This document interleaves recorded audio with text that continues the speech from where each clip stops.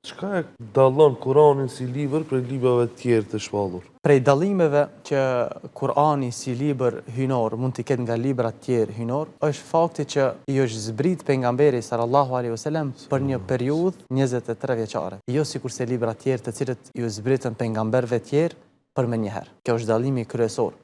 Pra, i është zbrit pejgamberit alayhis salam herë në formë ajetësh, herë në formë surësh dhe zbritit kanë qenë si rezultat i diskutimit që ndodhnin me sahabëve nga fillimi i shpalljes së pejgamberit sallallahu alaihi wasallam deri në fund të jetës së pejgamberit alaihi salatu wasallam. Kjo është dallimi i parë dhe kryesor.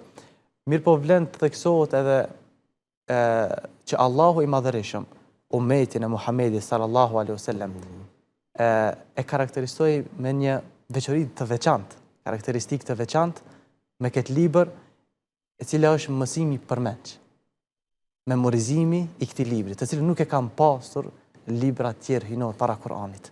Thotë Allahu në Kur'an, vërtet ne e kemi bërë Kur'anin të lehtë për të kuptuar, për të mësuar. Prandaj a ka kush që merr mësim prej urtësive që përmbajnë kuptimet e këtij Kur'ani. Dhe kjo do të ishte njëra prej shkaqeve kryesore që ky Kur'an është ruajtur deri në ditët e sotme dhe do të ruhet deri në ditën e Kiametit.